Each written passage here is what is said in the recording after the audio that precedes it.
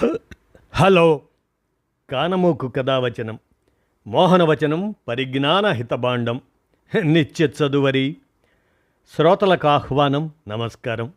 చదవదగునెవరు రాసిన తదుపరి చదివిన వెంటనే మరువక పలువురికి వినిపింపబూనిన అది ఏ పరిజ్ఞాన హితబాండమౌపో మహిళ మోహనవచనమై విరాజిల్లు. పరిజ్ఞాన హితబాండం లక్ష్యం ప్రతివారీ సమాచార హక్కు. ఆస్ఫూర్తితోనే ఇప్పుడు చుక్క అప్పారావు అందజేసిన సమాచార అంశంగా ఉప్పు చేపల కథనే వేరు అనేటువంటి అంశాన్ని ఇప్పుడు మన కానమోకు కథ వచ్చిన శ్రోతలకు మీ కానమోకు స్వరంలో ఉప్పు చేపల కథనే వేరు. ఇక వినండి ఈ అంశం గురించి. ఉప్పు చేప పప్పుచారు ఈ కాంబినేషన్ వింటేనే నోరూరిపోతుంది. ఎవరికైనా లొట్టలేసుకుంటూ తినాలనిపిస్తుంది. అంతేకాదండోయ్, ఉప్పు చేప పప్పుచారు కాంబినేషన్ గొప్పదనంపై సినిమా పాటలు కూడా వచ్చాయి. ఈ క్రేజు ఇంతటితో ఆగలేదు. పప్పుచారు ఉప్పు చేప పేరుతో రెస్టారెంట్లు సైతం వెలిశాయి. హైదరాబాదు నుంచి పిఠాపురం వరకు బోలెడున్నాయి. అసలు ఇంతకీ ఉప్పు చేప కథ ఏమిటి అంటే, మామూలు చేపల గురించి తెలుసు కానీ ఈ ఎండు చేపలు ఎక్కడ దొరుకుతాయి, వీటిని ఎలా సిద్ధం చేస్తారు, ఇందులో లొట్టలేసుకొని మరీ తినే రకాలు ఏమిటి, ఎండు సరుకు మార్కెట్ ఎలా ఉంటుంది, సముద్రాలు దాటి ఏ ఏ దేశాలకు ఎగుమతి అవుతున్నాయి, ఈ విషయాలు తెలుసుకోవాలంటే మీరు నేను చెప్పేది వినాల్సిందే. మరి చేపల కూర, చేపల పులుసు, చేపల ఇగురు, చేపల వేపుడు, ఇలా వంటకాలు ఎన్నో చేసుకోవచ్చు. వీటిని జిహ్వ చాపల్యంతో ఎగబడి తిననివారంటూ ఉండరు. సముద్రం, నదులు, చెరువుల్లో దొరికే రకరకాల చేపలు నిత్యం మార్కెట్లు, సూపర్ మార్కెట్లు, నగరాల్లో, మెట్రో మాల్స్లో విక్రయిస్తుంటారు. అయితే ఈ చేపల తరహాలోనే ఉప్పు చేపలు అంటే అవి ఎండు చేపలు, వాటికి కూడా ఎంతో గిరాకీ ఉందండోయ్. సాధారణంగా అప్పుడే సముద్రంలోనూ, నదుల్లోనూ, చెరువుల్లోనూ, కాలవల్లోనూ వేటాడి పట్టుకునే చేపలను పచ్చి చేపలు అంటారు.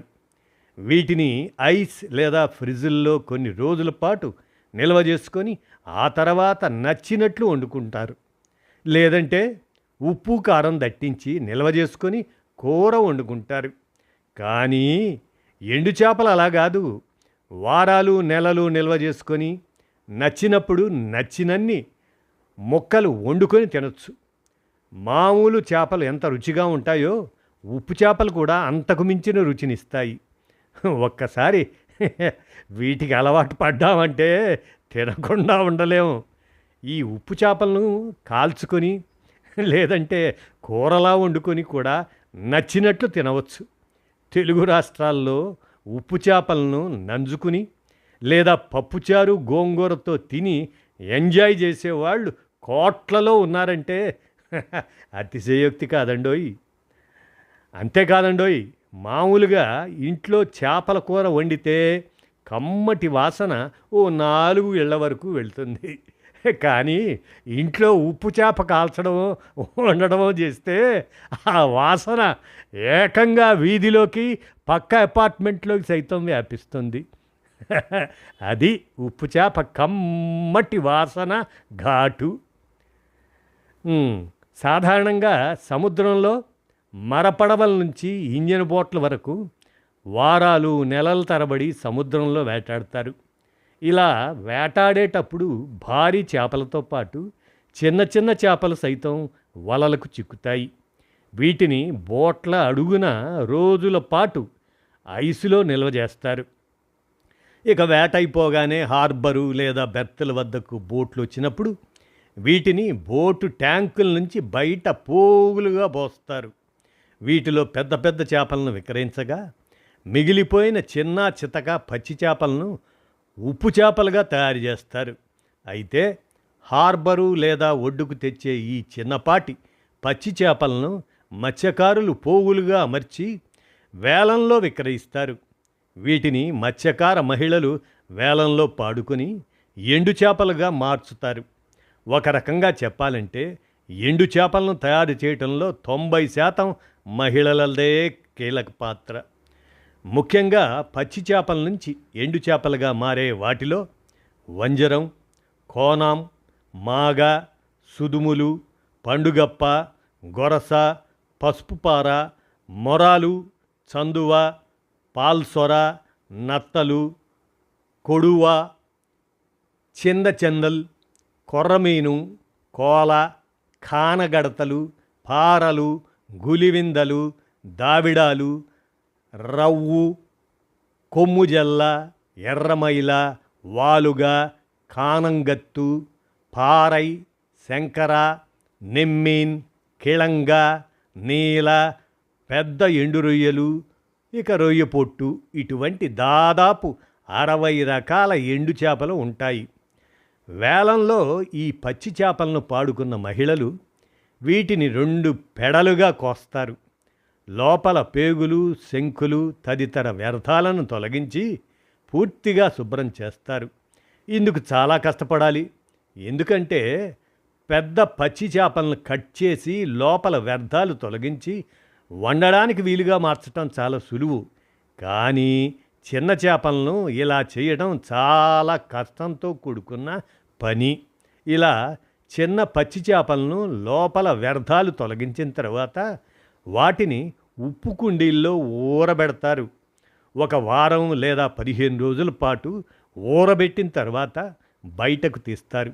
అప్పుడు మళ్ళీ ఆ చేపలను సముద్రపు ఒడ్డున లేదా బోట్లపైన విశాల ప్రాంతాల్లో కొన్ని రోజుల పాటు వీటిని ఎండబెట్టడం, అలాగనే పరిచి అది భూమి మీదో పట్టా పరిచి వాటి మీద ఎండబెడతారు. ఇందుకు చాలా శ్రమించాలి. వర్షం వచ్చినా లేదా వాతావరణం బాగోకపోయినా వీటిలోని ఉప్పు తొలగిపోతుంది. అందుకే చేపల్లోని వ్యర్థాలను తొలగించి ఉప్పు కుండీల్లో ఉంచి ఆ తర్వాత మళ్ళీ బయట ఆరబెట్టే జాగ్రత్తలు తీసుకుంటారు. ఇలా ఆరు బయట ఎండబెట్టిన తర్వాత వంజరం, కోనం, పండుగప్ప చేపలను తట్టాలు అని పిలుస్తారు. వీటిని ఎండు చేపల మార్కెట్లకు, ఇతర రాష్ట్రాలకు లారీల్లో తరలిస్తారు. మరి కష్టానికి తగ్గట్టే ఉంటుందండి ఫలితం కూడా. చేపలను కొన్ని రోజుల పాటు బాగా ఎండబెట్టిన తర్వాత మోచేయి పొడవు ఉన్న ఒక్కొక్క వంజరం లేక కోనం చేప 800 నుంచి 1200 రూపాయల వరకు ధర పలుకుతుంది. పచ్చి సేవడ 100 రూపాయలకి అరకిలో వరకు ధర పలుకుతుంది. ఇక నెత్తాళ్ళు కిలో 450 రూపాయల నుంచి 600 వరకు పలుకుతాయి. ఎండు రొయ్యలు కిలో 800 రూపాయల వరకు ఉంటాయి. పప్పు రొయ్య కిలో 500 రూపాయలు, రొయ్య పట్టు కిలో 450 రూపాయలు, పండుగప్ప కిలో 1000 రూపాయలు, బొమ్మిడాలు కిలో 350 రూపాయలు, చందువ చేప కిలో 900 రూపాయల వరకు మార్కెట్ పలుకుతుంది. ఉప్పు చేప ముక్కలు కిలో 450 రూపాయలు, అపోలో ఫిష్ 400 రూపాయలు. అయితే బోట్లపై ఆరబెట్టిన ఎండు చేపలకు రేటు మరింత ఎక్కువగా ఉంటుంది. ప్రధానంగా బోట్లపై ఎండబెట్టిన నెత్తాళ్లకు మంచి ధర ఉంటుందని మత్స్యకారులు చెబుతున్నారు. ఇదంతా ఒక ఎత్తు అయితే సముద్రంలో చేపల వేట నిషేధం సమయంలో ఎండు చేపలకు మరింత గిరాకీ ఉంటుంది. ప్రాంతాన్ని బట్టి ధరలు మారుతుంటాయి. ఒక రకంగా ఈ సమయంలోనే ఎండు చేపలు విక్రయించే వారికి మంచి లాభాలు వస్తాయి. ఏది? వేటను నిషేధించిన కాలంలో. అట్లా ఎన్ని ఎండు చేపల మార్కెట్లో మనం గమనిస్తే ఆంధ్రప్రదేశ్లో ఎండు చేపలు దొరకని తీర ప్రాంతం అంటూ లేదు. ఎక్కడికక్కడ తీర ప్రాంతాల్లో మత్స్యకారులు వీటిని విక్రయిస్తుంటారు. అయితే భారీ స్థాయిలో కావాలంటే ఎండు చేపల సంతలకు వెళ్లాల్సిందే. ఇక్కడ 25 నుంచి 50 రకాలకు పైగా ఎండు చేపలు వివిధ ధరల్లో దొరుకుతాయి. ముఖ్యంగా తూర్పుగోదావరి జిల్లాలో ఉప్పాడ తీరం ఎండు చేపలకు ప్రసిద్ధి. ఉప్పాడకు ఆంధ్ర, తెలంగాణ నుంచి పర్యాటకులు సముద్రం అందాలతో పాటు ఇక్కడ ప్రఖ్యాతి చెందిన ఉప్పాడ జాంధాని చీరల కొనుగోలుకు పెద్ద ఎత్తున వస్తారు. వీరంతా తిరుగు ప్రయాణంలో ఎండు చేపల తట్టాలను ఎంతో ఇష్టంగా కొనుగోలు చేస్తూ ఉంటారు. ఒక ఉప్పాడ ఉప్పు చేపల మార్కెట్ విలువే ఏడాదికి 2.5 కోట్ల వరకు ఉంటుంది. అలాగే ఉమ్మడి శ్రీకాకుళం, విశాఖ, పశ్చిమ గోదావరి, కృష్ణా, గుంటూరు, ప్రకాశం, నెల్లూరు జిల్లాల్లోనూ అనేక భారీ ఉప్పు చేప సంతలున్నాయి. నెల్లూరు జిల్లాలో కొవ్వూరు ఎండు చేపల మార్కెట్ ఎంతో ప్రసిద్ధి చెందింది. ఇక్కడి నుంచే రాయలసీమ జిల్లాలకు ఎండు చేపలు టన్నుల కొద్దీ వెళ్తాయి. విశాఖ హార్బర్లో భారీ ఎండు చేపల మార్కెట్ ఉంది. అలాగే పశ్చిమ గోదావరి జిల్లాలో పాతపాడు, కృష్ణా జిల్లా నాగాయలంక ఎండు చేపల మార్కెట్లు ఎంతో ప్రసిద్ధి చెందాయి. ఆంధ్రప్రదేశ్లో రోజుకు సుమారు 550 టన్నుల వరకు ఉప్పు చేపలు ఉత్పత్తి అవుతున్నాయి. అందులో 180 టన్నుల వరకు కృష్ణా, గుంటూరు, ప్రకాశం, నెల్లూరు జిల్లాల్లోనే ఉన్నాయి. ఏడాదికి వచ్చేసరికి ఆంధ్రప్రదేశ్లో 5,22,000 మెట్రిక్ టన్నుల చేప సముద్రం నుంచి వస్తుండగా ఇందులో ఎండు చేపలు ఏటా 90,000 మెట్రిక్ టన్నులు దిగుమతి అవుతుండటం విశేషం. వీటి వ్యాపారం 1,368 కోట్ల వరకు ఉంటుందని మత్స్యశాఖ అధికారులు విశ్లేషించారు. మరి ఎప్పుడు కావాలంటే అప్పుడు ఈ ఉప్పు చేపలు, ఉప్పులో ఊరేసిన ఎండు చేపలను ముక్కలుగా చేసుకొని చాలామంది ఇళ్లల్లో డబ్బాల్లో నిల్వ చేసుకుంటారు. ఇంట్లో ఏ కూర వండాలో తెలియని పరిస్థితులు ఉన్నా, లేదంటే బయట కూరగాయల ధరలు ఆకాశాన్ని అంటుతున్న సమయంలో ఎంచక్కా ఉప్పు చేప కూర వండుకుంటారు. అంతేకాదు, ఏటా వేసవి సమయంలో సముద్రంలో 61 రోజుల పాటు చేపల వేట నిషేధం అమలవుతుంది. అప్పుడు పచ్చి చేపలు అసలు దొరకవు. సముద్రం చేపగా ఎండు చేపలను తినచ్చు. దీనికి పప్పుచారు అద్భుతమైన కాంబినేషన్. కొందరు గోంగూరతోనూ తింటారు. రాయలసీమలో అయితే చాలామంది రాగి సంకటితో నంజుకుంటారు ఈ ఉప్పు చేపల్ని. తెలంగాణలో ఉప్పు చేపలను విరివిగా వాడతారు. అందుకే ఉప్పు చేపను ప్రతి ఒక్కరూ అత్యవసర కూర కింద వాడుతుంటారు. భలే డిమాండ్ అండి. అసలు సాధారణంగా చేపలు, రొయ్యల ఎగుమతుల్లో ఆంధ్రప్రదేశ్ దేశంలోనే కీలక స్థానంలో ఉంది. అలాగే ఉప్పు చేపల ఎగుమతుల్లోనూ ఎంతో పేరుంది ఆంధ్రప్రదేశ్కి. ప్రధానంగా రాష్ట్రంలో విశాఖ, శ్రీకాకుళం, ఉమ్మడి ఉభయ గోదావరి జిల్లాలు, మచిలీపట్నం, నెల్లూరు నుంచి సైతం భారీగా ఉప్పు చేపల ఎగుమతులు జరుగుతాయి. కాకినాడ జిల్లాలోని ఉప్పాడలో అయితే పూర్తి నాణ్యమైన ఎండు చేపలకు ఇతర రాష్ట్రాల్లో మంచి డిమాండ్ ఉంది. ఉప్పాడ తీర ప్రాంత గ్రామాలైన సుబ్బంపేట, కొత్తపేట, రంగూన్పేట, సూరాడపేట, రామిశెట్టిపేట, మాయాపట్నం, అమీనాబాద్, మూలపేట, పొన్నాడ, కోనపాపపేట, తొండంగి ఈ మండలాల్లోని పలు తీర ప్రాంత గ్రామాల్లో మత్స్యకార మహిళలు ఎండు చేపల సేకరణలో నిష్ణాతులుగా పేరొందారు.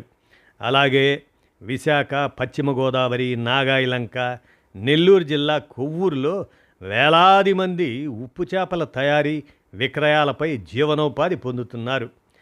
ఇక సముద్రం మీద వేట విరామంలో సుమారు 61 రోజుల పాటు సముద్రంలో వేట లేని సమయంలో ఈ మహిళలు వీరి ద్వారానే ఎండు చేపల విక్రయం, తద్వారా కుటుంబాలను నెట్టుకొస్తున్నారు మత్స్యకారులు.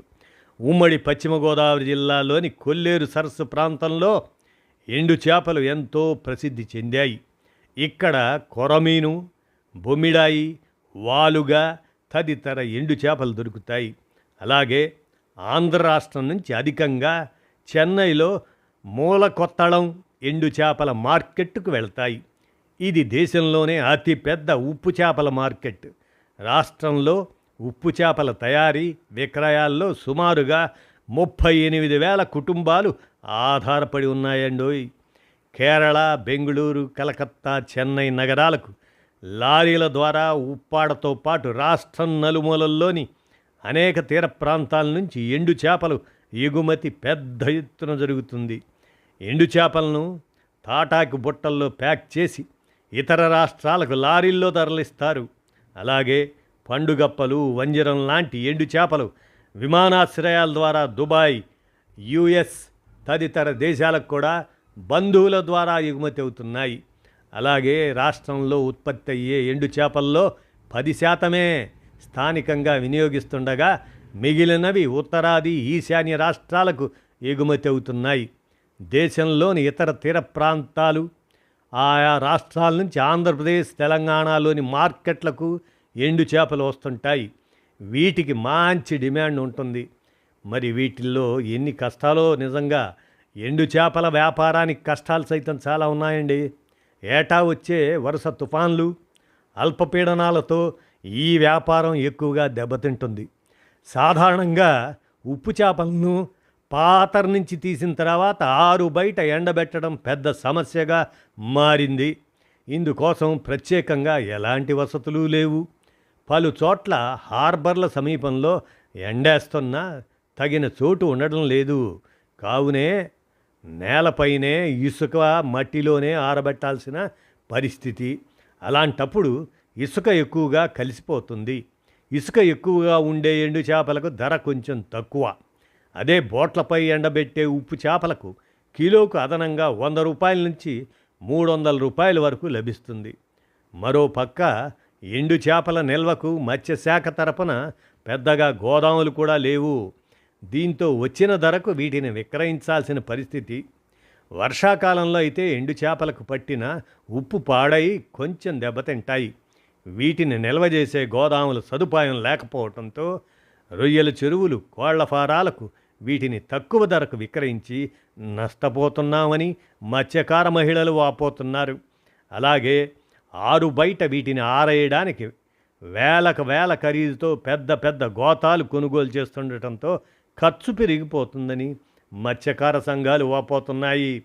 అయితే నాణ్యత కలిగిన ఎండు చేపలను తయారు చేసేందుకు ప్రత్యేకంగా ఆరబెట్టేందుకు తీర ప్రాంత గ్రామాల్లో ప్లాట్ఫాములు, డ్రయింగ్ ర్యాక్లు నిర్మించాలని మత్స్యకార మహిళలు కోరుతున్నారు. ఉప్పు చేపలను తొట్టిలోంచి తీసిన తర్వాత వాటిని ప్లాట్ఫామ్లపై ఎండబెడితే మంచి నాణ్యత ఉంటుందంటున్నారు. సముద్రం ఒడ్డున ఇసుకలో బరకాలు వేసి ఆరబెట్టిన చేపలు అంతగా నాణ్యత ఉండవని పేర్కొంటున్నారు. ఆరోగ్యం అంతా ఇంత కాదండి. వీటి వలన ఎండు చేపలు, ఉప్పు చేపలతో ప్రస్తుతం మార్కెట్లో ఏం కొనాలన్నా రకరకాల రసాయనాలు కలిపి విక్రయించేవే అధికం. కానీ ఒక్క ఎండు చేపలో మాత్రం ఎలాంటి రసాయనం కలపరు. ఒక రకంగా చెప్పాలంటే ప్రస్తుత కల్తీ ప్రపంచంలో కల్తీ కాని వాటిలో ఉప్పు చేపలే ఎక్కువ అని తప్పక చెప్పాలి. వీటిలో అపారమైన ప్రోటీన్లు ఉన్నాయి. విటమిన్ ఏ, డి, ఈ ఇవి పుష్కలం. అరుగుదలను పెంచి జీర్ణ వ్యవస్థను మెరుగుపరుస్తాయి. అదే సమయంలో కొలెస్ట్రాల్ తక్కువగా ఉంటూ ఆరోగ్యాన్ని ఇస్తాయని వైద్య నిపుణులు చెబుతున్నారు. అలాగే ఎండు చేపల్లో ఉండే ఒమేగా 3 ఫ్యాటీ యాసిడ్స్ గుండె సంబంధిత వ్యాధులను అడ్డుకుంటాయి. రక్తపోటును తగ్గించి కొలెస్ట్రాల్ స్థాయిలను నియంత్రిస్తాయి. మెదడు పనితీరును, జ్ఞాపక శక్తిని పదును చేస్తాయి. ఎండు చేపల్లో కాల్షియం, ఫాస్ఫరస్ వంటి ఖనిజాలు అధికం. ఇవి ఎముకలు, దంతాల ఆరోగ్యానికి సహాయపడతాయి. జీర్ణక్రియను మెరుగుపరచడంతో పాటు మలబద్ధకం సమస్యను తొలగిస్తాయని పోషకాహార నిపుణులు పేర్కొంటున్నారు. ఎండు చేపల్లో ఆయుర్వేద గుణాలు ఉంటాయి. వీటిని క్రమం తప్పకుండా తీసుకోవటం వలన కీళ్ల నొప్పులు, మోకాళ్ళ నొప్పుల నుంచి ఉపశమనం లభిస్తుంది. అన్ని వయసుల వారు తినొచ్చు. సముద్రంలో లభ్యమయ్యే నెత్తాళ్ళు, మాగ, వంజరం వంటి చేపల్లో మంచి పోషకాలు లభిస్తాయని వైద్యులు చెబుతున్నారు. పచ్చి నెత్తాళ్ళు, ఎండు నెత్తాళ్లను బాలింతలకు పచ్చంగా పెడతారు. అదేవిధంగా మాగ, సుదుములు, కోనాం తదితర పచ్చి చేపల్లో మెటబాలిజం విలువలు అధికమని వైద్యులు చెబుతున్నారు. మొత్తానికి ఉప్పు అదే ఎండు చేపల కథ వాటిలాగే ఎంతో రుచిగా బాగుంది కదూ. విన్నారుగా, అదండి విషయం. ఉప్పు చేపల కథనే వేరు అంటూ చుక్క అప్పారావు వీరు కాకినాడ వారు వీరు అందజేసిన ఈ సమాచారాన్ని మన కానమూకు కథ వచ్చిన శ్రోతలకు మీ కానమోకు స్వరంలో చేపల మార్కెట్, ప్రత్యేకంగా ఎండు చేపల మార్కెట్ విశేషాలని సమాచారంగా మన కానమూకు కథ వచ్చిన శ్రోతలకు వినిపించాను. విన్నారుగా, ధన్యవాదాలు.